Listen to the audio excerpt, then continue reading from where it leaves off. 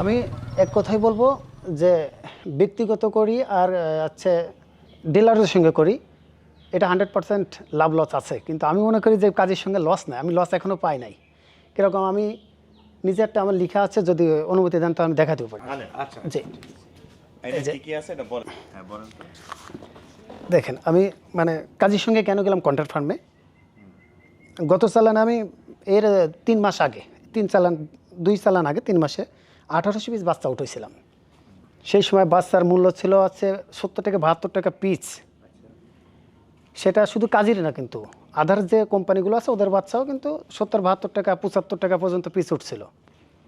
তখন আমি 1800 বাচ্চা কাজের কাছ থেকে নিছি, 70 টাকা করেই ধরেন। 1800 পিসের বাচ্চার দাম আসে 1,26,000 টাকা, কিন্তু বাচ্চার দাম আসে।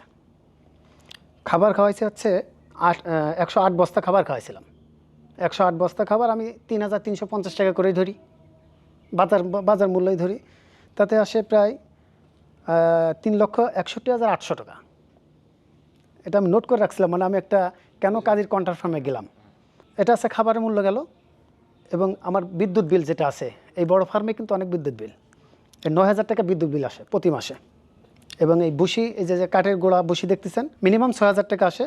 ফার্মের আধার খরচ আছে, যেরকম ঘর শোধন করা, আপনার চুন, এগুলো ব্লিচিং দিয়ে খরচ আছে 4500 টাকা।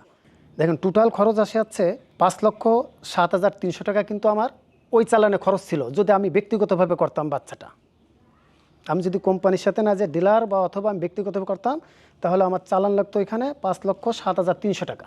তখন ওই সময় আমার কিন্তু মুরগি সেল হয়েছে আসছে 113 টাকা। 113 টাকা কিন্তু মুরগির বাজার।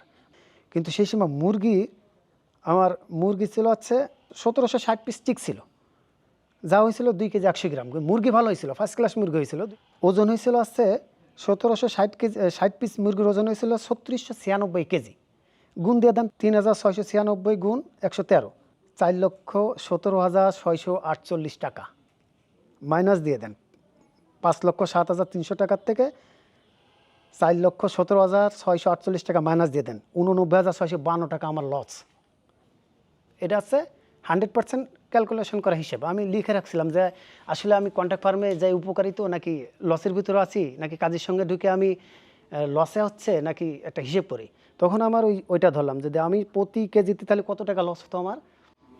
কত কত কত এই যে মাঝে পড়ে 3 চালান আগে মনে হয় 3 মাস আগে এটা বলতো, মানে বলবে যে আমরা অন্য সময়ের ঘটনা আপনার এটা কইছি এখন। না না না, আপনি করবেন, বাজার দেখবেন, আর যার বলতেছে এটা তো শিওর।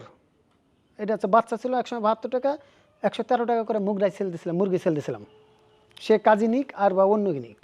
তখন আমি যদি এটা ব্যক্তিগতভাবে করতাম তাহলে আমার এই টাকাটা লস হতো।